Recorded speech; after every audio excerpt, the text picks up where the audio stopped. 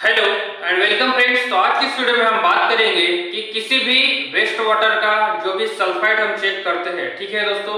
तो ये सल्फाइड हम कैसे फाइंड आउट करते हैं, इसी के बारे में आज की इस वीडियो में हम बात करेंगे। इसके पहले भी हमने वाटर के बारे में काफी कुछ डिस्कस किया है, जैसे कैल्शियम कैसे फाइंड आउट करते हैं, मैग्नीशियम कैसे फाइंड आउट करते हैं, वाटर की सीओडी हम कैसे लगाते हैं, ये हमने ऑलरेडी डिस्कस किया है, ठीक है दोस्तों। तो अगर आपने वो वीडियो नहीं देखे तो वो भी वीडियो आप देख सकते हैं, ठीक है। तो आज की वीडियो में हम बात करेंगे कि किसी भी वेस्ट वाटर का जो सल्फाइड होता है वो हम कैसे फाइंड आउट करते हैं। तो देखिए दोस्तों, इसको फाइंड आउट करने से पहले हमें ये जरूरी होता है कि इसका क्या मीनिंग होता है, हम क्यों इसे फाइंड आउट करते हैं। तो देखिए दोस्तों, जब भी कोई वाटर में सल्फाइड होता है, ठीक है, तो ये क्या करता है कि उस वाटर का जो भी वहां पर एक्वेटिक लाइफ है उसको ये क्या करता है, डिस्टर्ब करता है, ठीक है। और इसका जो ऑक्सीजन डिमांड है वो भी क्या होता है, ज्यादा होता है। इसलिए हमें ये फाइंड आउट करना बहुत ज्यादा इंपॉर्टेंट होता है कि हमारे जो वाटर सैंपल है उसमें सल्फाइड कितना प्रेजेंट होता है, ठीक है दोस्तों। तो चलिए दोस्तों, आज की वीडियो में हम बात करेंगे कि सल्फाइड हम कैसे फाइंड आउट करते हैं। तो चलिए दोस्तों, वीडियो को स्टार्ट करते हैं। तो सबसे पहले दोस्तों, वीडियो में आपको मैं बताऊंगा कि आपको इसका जो भी सैंपलिंग है, ठीक है, सैंपलिंग ऑफ द सैंपल, ठीक है, मतलब आप जो भी इसका सैंपल लेके आओगे तो इसका सैंपलिंग कैसे करना है आपको। तो जब भी आप सैंपलिंग करेंगे, ठीक है, तो सैंपलिंग करते टाइम आपको क्या करना पड़ेगा कि जैसे आप सैंपल लेंगे उसको पैक कर देना है, ठीक है। जैसे आपने सैंपल लिया तो आपको स्टॉपर से उसको पैक कर देना है। देन आपको क्या करना पड़ेगा कि इसका जो स्टोरेज है, ठीक है, तो इसका स्टोरेज कैसे करेंगे आप। तो जब भी स्टोरेज करेंगे तो सबसे पहले आपको ध्यान में रखना है कि वहां का जो भी टेम्परेचर है वो लो टेम्परेचर होना चाहिए, ठीक है। देन स्टोरेज करने के पहले आपको ये भी ध्यान में रखना पड़ेगा कि इस जो भी आपने सैंपल लिया है उस सैंपल का पीएच कितना है, ठीक है। अगर पीएच 8 या उससे ज्यादा है, मतलब 8.3, 8.5 या 9 पीएच है, तो आपको क्या करना पड़ेगा कि उसका जो भी पीएच है वो पहले आपको कम करना पड़ेगा, ठीक है दोस्तों। इससे क्या होगा कि अगर आपका पीएच 8 या 8 से ज्यादा है तो उससे क्या होगा कि वो जो आपका सैंपल है वो ऑक्सीडाइज होगा, ठीक है, और उसका सल्फाइड का कन्वर्जन सल्फेट में हो जाएगा, ठीक है। यहाँ पर क्या होगा कि आपका जो भी सल्फाइड है उसका कन्वर्जन हो जाएगा इनटू द सल्फेट, ठीक है, बिकॉज ऑफ द ऑक्सीडेशन, ठीक है। तो इसके लिए आपको क्या करना पड़ेगा कि अगर आपका जो भी सैंपल है उसको पहले पीएच उसके एडजस्ट कीजिए, उसकी पीएच आपको 8 से कम करना पड़ेगा, ठीक है। 8 से क्या करना पड़ेगा, कम करना पड़ेगा। अगर 1 है या फिर 8 से ज्यादा है तो आपको इसको क्या करना पड़ेगा, कम करना पड़ेगा। देन देखिए दोस्तों, जब भी हम क्या करते हैं कि इसकी एनालिसिस करते हैं तो हमें कुछ रिएजेंट्स की जरूरत होती है, ठीक है, ठीक है। तो उसके पहले मैं आपको बताऊंगा कि आपने क्या करा, सल्फाइड टू सल्फेट कन्वर्जन होता है, इसमें आपने क्या किया, उसकी पीएच मेंटेन करी। देन आपको क्या करना पड़ेगा कि आपका जो भी सैंपल है उसको क्या कीजिए कि आपका जो भी सैंपल है तो 100 ml अगर आप सैंपल लेते हैं तो उसमें 1 ml आपको EDTA ऐड करना है, ठीक है। 1 ml आपको क्या करना पड़ेगा, वहां पर EDTA ऐड करना पड़ेगा, ठीक है, एट 50 डिग्री सेंटीग्रेड, ठीक है। 50 डिग्री सेंटीग्रेड में आपको क्या करना पड़ेगा, EDTA इस सैंपल में ऐड कर देना है और उसको क्या कर देना है, ये कर देना, ठीक है, मतलब पैक करके रख देना है। और स्टेबलाइजेशन मतलब जब तक कि वो स्टेबल नहीं होता तब तक आपको इसको क्या करना है, रखना है। कैसे, 100 ml सैंपल लिया, उसमें 1 ml आपने EDTA ऐड किया एट 50 डिग्री सेंटीग्रेड में और उसको क्या करना है, पैक करके रख देना है। देन आप क्या करेंगे, इसके टेस्टिंग करेंगे तो आपको कुछ रिएजेंट्स लगेंगे। तो देखिए दोस्तों, आपको रिएजेंट्स क्या क्या लगते हैं। तो सबसे पहले जो भी रिएजेंट्स होते हैं आपके, ठीक है, तो रिएजेंट्स में सबसे पहला जो रिएजेंट है वो चाहिए आपको, दैट इज आपका जो स्टैंडर्ड आयोडाइड सॉल्यूशन है, स्टैंडर्ड आयोडाइड आयोडेट सॉल्यूशन, ठीक है, ये आपको चाहिए होता है। देन सेकेंड आपको चाहिए होता है दैट इज सल्फ्यूरिक एसिड, ठीक है, सल्फ्यूरिक एसिड आपको चाहिए होता है। देन थर्ड आपको चाहिए that is starch solution, okay, starch indicator भी बोल सकते हैं इसको, स्टार्च सॉल्यूशन भी, ठीक है।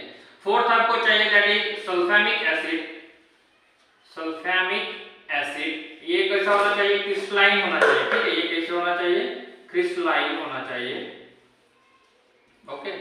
देन आपको क्या लगेगा, सल्फैमिक एसिड हो गया, starch solution, sulphuric acid and starch iodide, ठीक है, मतलब आयोडेट सॉल्यूशन आपने जो बनाया है वो आपके पास से 4 रिएजेंट होना बहुत ही ज्यादा इंपॉर्टेंट होता है। देन इसी के हेल्प से आप क्या कर सकते हैं, सल्फाइड इजी वे में फाइंड आउट कर सकते हैं। देन देखिए दोस्तों, इसका जो भी प्रोसीजर है वो कैसे करते हैं, हम सल्फाइड टेस्ट कैसे करते हैं, तो देखिए मैं आपको प्रोसीजर भी बता देता हूं। तो आपको करना क्या है, प्रोसीजर में सबसे पहले क्या करना है कि आपने जो भी आपका सल्फ्यूरिक एसिड है, ठीक है, तो आपको वो 1 ml ऑफ सल्फ्यूरिक एसिड, ठीक है, 1 ml ऑफ सल्फ्यूरिक एसिड। तो देखिए दोस्तों, ये जो भी रिएजेंट्स अभी मैंने बताया उनके स्टैंडर्ड आयोडाइड सॉल्यूशन कैसे बनाना है, स्टार्च इंडिकेटर कैसे बनाना है, ठीक है, या जितने भी ये रिएजेंट्स अभी मैंने बताया है वो कैसे बनाने हैं वो मैंने डिस्क्रिप्शन बॉक्स में नीचे दिया हो, तो आप वहां पर चेक कर सकते हैं और इजी आप उसको बना सकते हैं, ठीक है दोस्तों।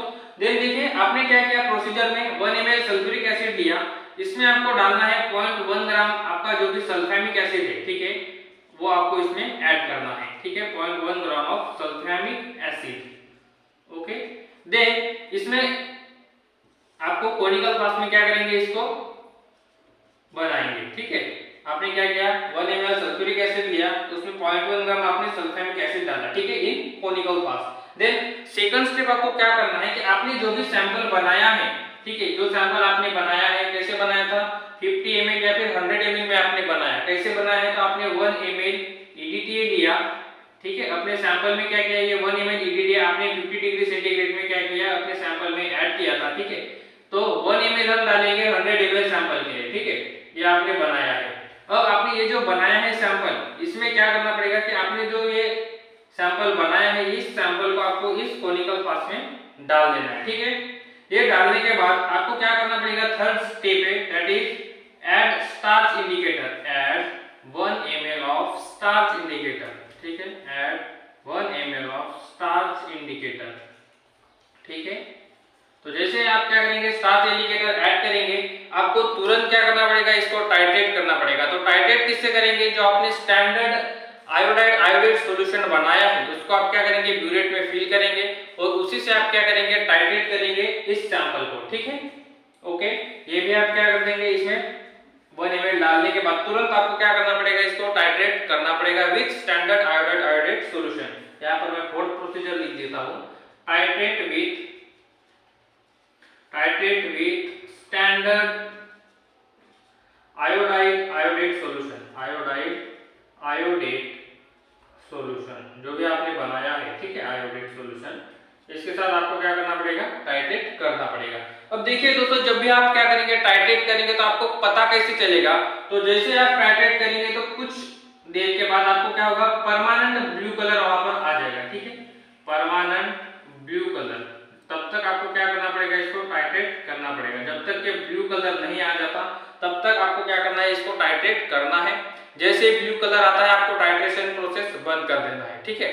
देन देखिए ये सब होने के बाद आपकी जो ब्यूरेट रीडिंग आएगी, ठीक है, ब्यूरेट रीडिंग में आपने क्या डाला था, ब्यूरेट में कि अपना जो भी सॉल्यूशन है, ठीक है ना, आयोडाइड सॉल्यूशन आपने ब्यूरेट में डाला है, तो वो जो ब्यूरेट रीडिंग आपकी आएगी, ठीक है, वो चाहे कितनी भी हो सकती है, 6 हो, 7 हो, 8 हो, 10 हो, तो आपको वो ब्यूरेट रीडिंग नोट डाउन करनी है, ठीक है। देन नोट डाउन करने के बाद आपने ब्यूरेट रीडिंग नोट डाउन करी है उसकी, ठीक है, आपको सेम सैंपल क्या करना पड़ेगा, अब जो अभी आपने ये प्रोसीजर करी इसको रिपीट करना पड़ेगा, लेकिन इस बार आपको क्या करना है कि अपना जो ये वाला सैंपल है, ये सैंपल न लेते हुए आपको प्यूरिफाइड वाटर लेना है, ठीक है, या फिर डिस्टिल वाटर भी आप ले सकते हैं, इसको एज हम ब्लैंक समझेंगे, ठीक है, आपको ब्लैंक लेना है। तो इस सैंपल को छोड़ के आप कोई भी प्यूरिफाइड वाटर लीजिए और उसको सेम प्रोसीजर में क्या कीजिए, फॉलो कीजिए, और उसको कितनी ब्यूरेट रीडिंग आती है, ठीक है, जो भी आपका प्यूरिफाइड वाटर है, ठीक है, उसकी ब्यूरेट रीडिंग कितनी आती है, फिर क्या करेंगे हम इसको A-B करेंगे, ओके। तो आपको जो भी आपका फिर आंसर आएगा उसी से हम क्या करेंगे, कैलकुलेट करेंगे। तो देखिए इसको कैलकुलेट कैसे करेंगे, आपके पास ब्लाइंड भी ब्यूरेट रीडिंग पता है और सैंपल की भी ब्यूरेट रीडिंग क्या है आपको पता है, ठीक है। तो इसको कैलकुलेट करने का जो फार्मूला होता है तो आपको मैं बता देता हूं। तो कैलकुलेशन कैसे करेंगे,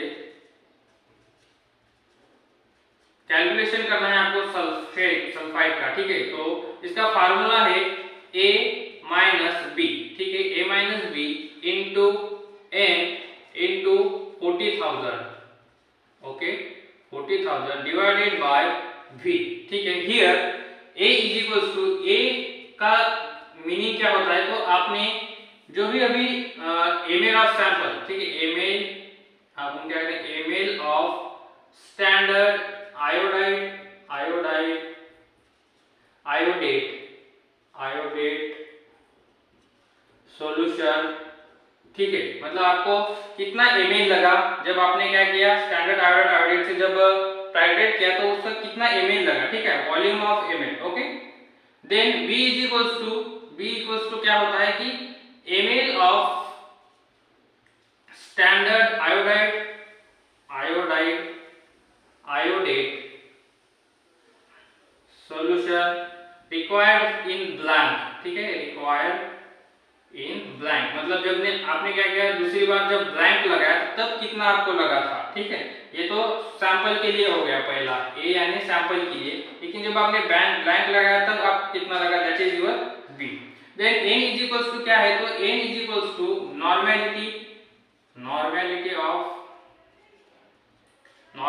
ऑफ स्टैंडर्ड जो आपने सॉल्यूशन बना है, स्टैंडर्ड आयोडेट सॉल्यूशन। ठीक है, आयोडेट सॉल्यूशन की जो भी नॉर्मेलिटी है that is your n, and ये तो कॉमन है, और v is equals to volume, तो आपने वॉल्यूम कितना लिया है, वॉल्यूम ऑफ सैंपल।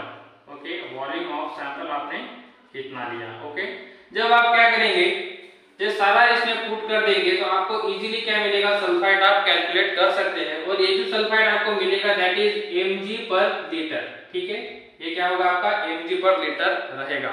ओके दोस्तों, तो इस तरीके से क्या कर सकते हैं आप किसी भी वेस्ट वाटर का या फिर वाटर का सल्फाइड आप फाइंड आउट कर सकते हैं। सो आई होप दोस्तों आपको वीडियो अच्छा लगा होगा। अगर कहीं भी आपको डाउट लगता है या फिर कोई क्यूरीज है या फिर अगर आपका कोई सजेशन है तो आप मुझे कमेंट बॉक्स में बता सकते हैं। ठीक है।